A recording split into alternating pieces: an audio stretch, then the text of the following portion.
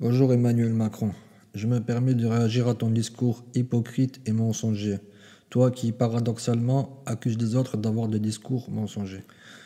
Ce n'est pas dans mes habitudes d'être hypocrite. Alors Emmanuel, je ne vais pas passer par quatre chemins. Donc je vais te parler en toute franchise. Car je ne crains ni toi, ni les sionistes, ni les autres maçonniques du plus haut degré qui écrivent tes discours. Ni même leur fou de la gâchette. Et là je parle bien sûr des tueurs de l'État. Je ne crains que l'Éternel, oui, le Seigneur de l'univers. Oui, effectivement, c'est un musulman qui te parle. Tu sais ce que tu traites de fondamentaliste, ceux à qui le système distribue des fiches S pour le plaisir, pour refus de regarder la TV ou d'écouter la musique, et qui sur ton système met leurs services de renseignement sur le dos. Ils auraient dû me tuer quand ils en avaient l'occasion, Emmanuel, et quand ils me tournaient autour comme des vautours. Ça sentait bien le guet-apens. Le témoignage est disponible sur ma chaîne, bien sûr qui est censuré. Donc allons-y. En ce qui concerne ce fameux discours que tu as eu aux Nations Unies, plein de contradictions, de mensonges et d'hypocrisie, mais ton discours avait une cible précise.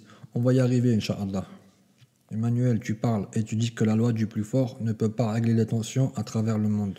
Mais ils font quoi tes supérieurs de l'ombre depuis des décennies à travers le monde? Ils font quoi?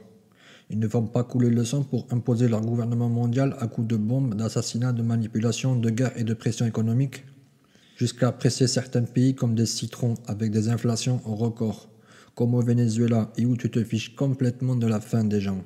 Toi qui dis t'en inquiéter dans ton discours hypocrite que tu es. Tu dis que tu ne crois pas au protectionnisme. Et tu fais quoi, toi, avec toutes tes lois de censure que tu mets en place? Et le modèle d'homme universel que tu mets en place, là aussi, toi et ton gouvernement occulte, et que vous imposez à travers le monde et en plus de force. Ce n'est pas du protectionnisme, ça? Tu oses parler d'égalité, Emmanuel, alors que la plupart des gens de par le monde se plaignent des inégalités. Nous, Français également, mais nous ne sommes pas les plus à plaindre. Quand je voyage à travers le monde, j'ai vraiment mal au cœur, si tu savais.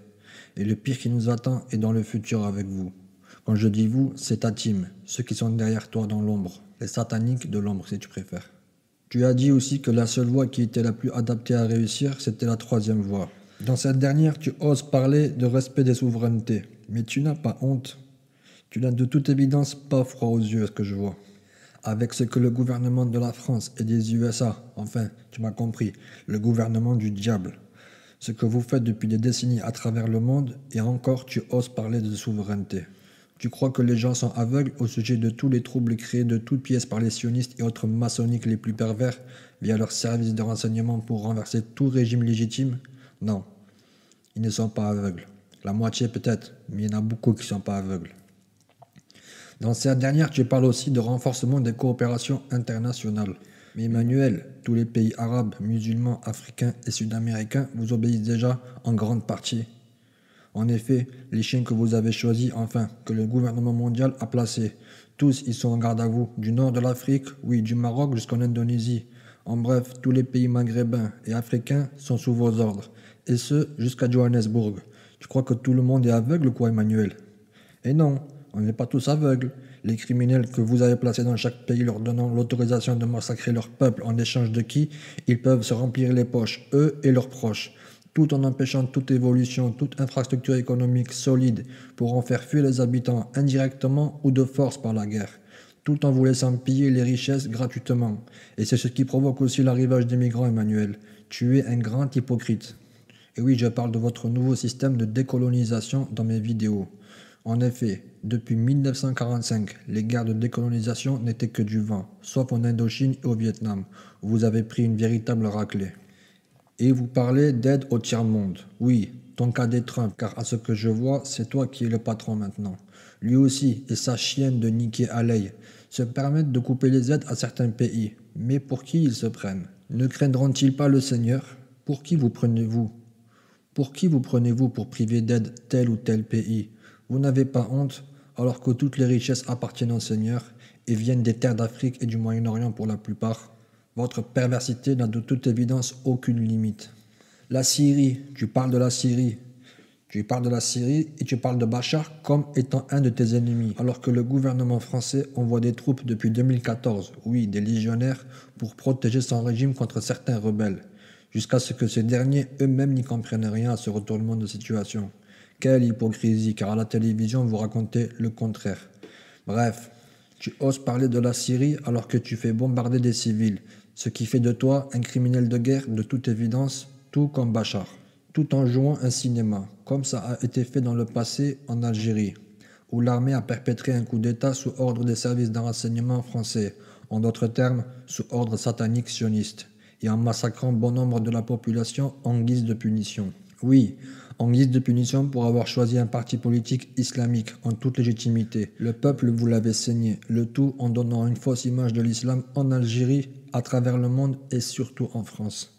Emmanuel, j'étais enfant mais je n'ai pas oublié. Toi tu n'as pas vu les horreurs. Le jeu auquel s'adonne le gouvernement du diable devient ancien, mais il ne s'en lasse pas, car vous avez fait de même à New York en 2001, et où aucun avion n'a touché les tours jumelles. Et oui, les gens sont aveugles. C'est que en plus, les ancêtres de nos sionistes contemporains ont pris soin d'occulter l'existence des djinns dans l'Évangile et dans la Torah, ainsi que d'autres innombrables sciences. Oui, tu sais, les djinns, eux qui maîtrisent parfaitement le domaine atomique, en d'autres termes, la mécanique quantique. Mais là n'est pas le sujet d'aujourd'hui, Emmanuel.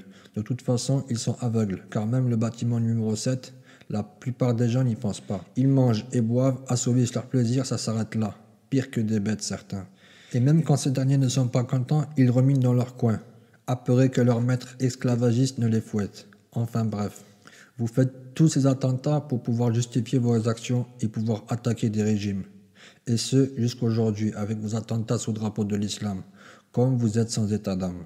Allez exterminer des villes entières avec leur population avec des missiles, payés par ceux qui pendant ce temps, eux-mêmes et au même moment s'amusent, écoutent de la musique sale, pleine de blasphèmes, tout en dansant, s'amusant, jouissant de la vie d'ici-bas comme des bêtes.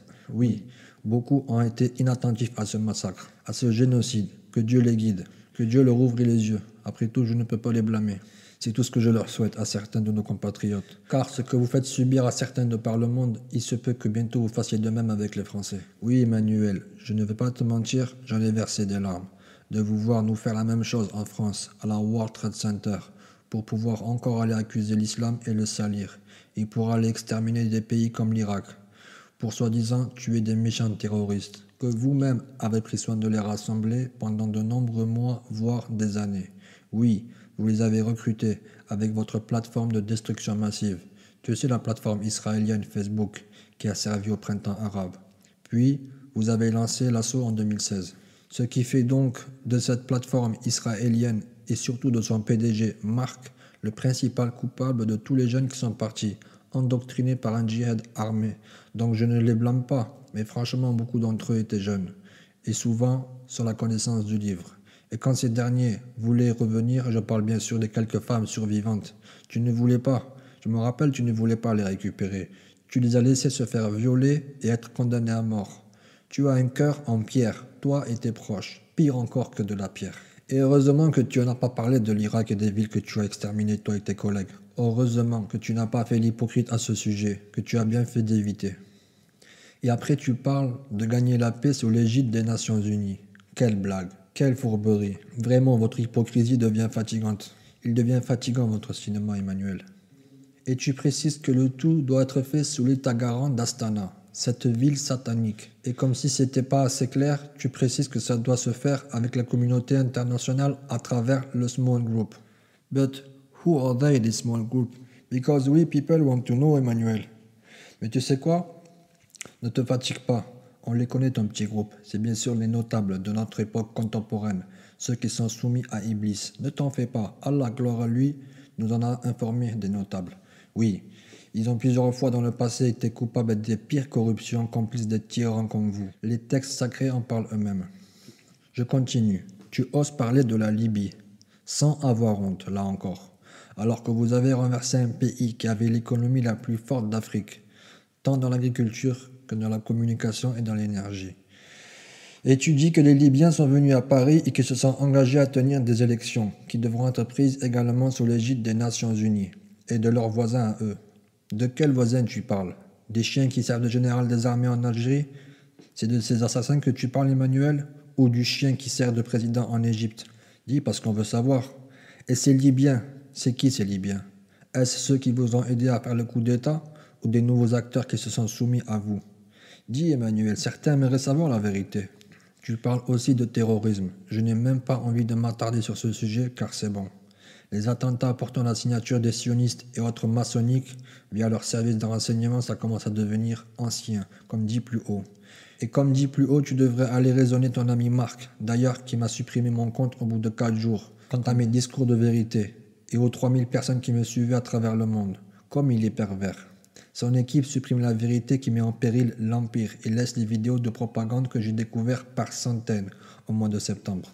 Car avant, je me suis toujours demandé où les gens trouvaient ces vidéos dans les médias par les temps. J'ai eu ma réponse, donc n'oublie pas de le dire à ce pervers de sioniste, car beaucoup de jeunes Européens se font endoctriner par ce réseau de destruction massive, et les parents après s'en plaignent. Donc fais-lui quand même la confidence à ce chien. Tu parles d'agriculture au Sahel, sans avoir froid aux yeux là encore.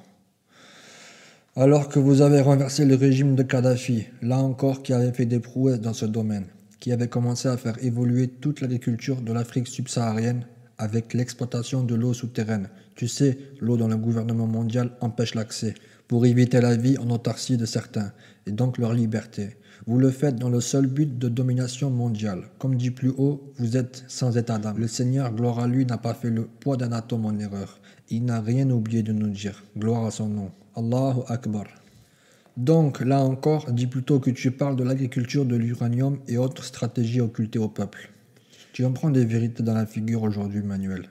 Je te le dis encore, tes services auraient dû appeler sur la gâchette quand ils m'avaient dans le viseur. Bref, on continue ton discours hollywoodien. Tu veux démanteler le réseau de trafic car c'est un fléau. Là, je te donne un gros lol. Alors que c'est la DEA qui mène la danse à travers le monde. Le ministère de l'Intérieur et de la Justice ramène des tonnes chaque jour. Les armes, c'est aussi les riches mondialistes. Enfin, vous êtes les patrons de toutes les mafias. Vous faites comme avec les États de par le monde, sauf avec quelques géants qui, eux, font route à part. Sinon, vous les contrôlez tous. Alors là aussi, arrête de faire l'hypocrite, Emmanuel. Et tu vas aller signer à Marrakech je ne sais quel accord. Alors là, tu deviens très drôle. Alors que ce chien pro-pédophile qui vous sert de roi au Maroc est le plus grand producteur de drogue régional, pour entraver les populations à travers le monde et les endormir, tout en enfermant une autre partie, comme dans le passé en Indochine. Là encore, grande hypocrisie de ta part. Je continue. Et là, on arrive au vif du sujet, petit pervers hypocrite que tu es. C'est le sujet où tu as haussé le ton, où tu as limite sorti les griffes, le moment où les paroles de Satan sont sorties de ta bouche, le tout codé. Mais je vais les décoder à ceux qui n'ont pas compris, Inch'Allah. Le grand combat de nos aînés a été celui de la paix, et il nous incombe toujours. Nous ne le gagnerons au XXIe siècle qu'en restaurant un multilatéralisme fort, réellement capable de régler ces conflits de manière pragmatique, mais aussi et plus largement de nous attaquer aux causes de ces dérèglements. Pour tout vous dire, je ne crois pas en un grand peuple mondialisé, en rien. C'est irénique, ça n'existe pas. Mais je crois dans des valeurs universelles, et sur ce point nous ne devons rien céder, ça n'est pas la même chose. Je crois dans la défense non négociable de nos valeurs, les droits de l'homme, la dignité des individus, l'égalité entre les sexes. Je crois dans notre capacité à bâtir des équilibres respectueux des peuples et des cultures en ne négociant rien de cette universalité. C'est ça la réalité. Et je ne laisserai en rien le principe de souveraineté des peuples dans la main des nationalistes ou de toutes celles et ceux qui prônent aujourd'hui dans la communauté internationale le repli, qui veulent utiliser la souveraineté des peuples pour attaquer l'universalisme de nos valeurs, la force de celle-ci et ce qui nous tient ici tous ensemble dans cette salle.